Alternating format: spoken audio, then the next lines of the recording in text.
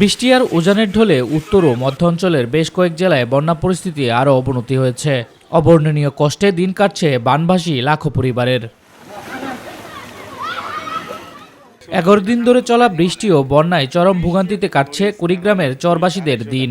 জেলার প্রায় 4.5 শতাধিক চরসহ প্রায় 2 লাখ মানুষ বন্যায় অসহনীয় দিন যাপন করছে। অপরিচিত নৌকা দেখলেই ভেলায় অথবা ডিঙ্গি নৌকায় ছুটছেন চরের মানুষ।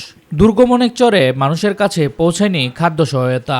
8-10 দিন থেকে পানি খাওয়া দাওয়া চলাফেরা করার কষ্ট হবার দেখছি। চেয়ারম্যান মেম্বার কেউ সহযোগিতা করে নাই। জল পানির জন্য বের হতে পারি না, বাচ্চা কোচ্চাক নিয়ে অনেক সমস্যা, খাওয়া দাওয়ার কষ্ট। যমুনা নদীর পানি বৃদ্ধি অব্যাহত থাকায় জামালপুরে নতুন নতুন এলাকা প্লাবিত হয়েছে। দ্বিতীয় ধাপের বন্যায় বাহাদুরাবাদ পয়েন্টে গত 24 ঘন্টায় 4 সেন্টিমিটার বেড়ে বিপদসীমার 55 সেন্টিমিটার উপর দিয়ে প্রবাহিত হচ্ছে। 6টি উপজেলার 41টি ইউনিয়নের নিম্নাঞ্চলের 3 লাখ মানুষ পানিবন্দী। বাড়িঘর ছেড়ে অনেকে আশ্রয় নিয়েছেন উঁচু জায়গা বা আশ্রয় কেন্দ্রে।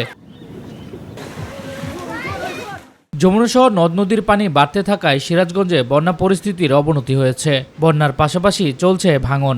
জেলা সদর, চৌহালি, শাহজাদপুর উপজেলায় বিলীন হয়েছে নানান স্থাপনা। বন্যা কবলিত এলাকাগুলোতে দেখা দিয়েছে খাবার, বিশুদ্ধ পানির তীব্র সংকট। প্রশাসনের হিসেবে পানিবন্দী জেলার 5 উপজেলায় প্রায় 50,000 মানুষ।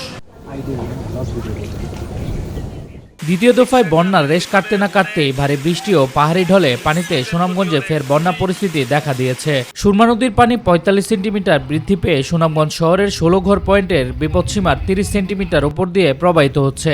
পাহাড়ি ঢলের পানিতে সুনামগঞ্জ তাহিরপুর সড়ক প্লাবিত হয়ে সরাসরি যান চলাচল বন্ধ রয়েছে। এতে দুর্ভোগ পোহাতে হচ্ছে এই সড়কের পাশাপাশি বাসিন্দাদের। শামস তাবরিজ উচ্ছ্বাস, মাই টিভি নিউজ ডেস্ক।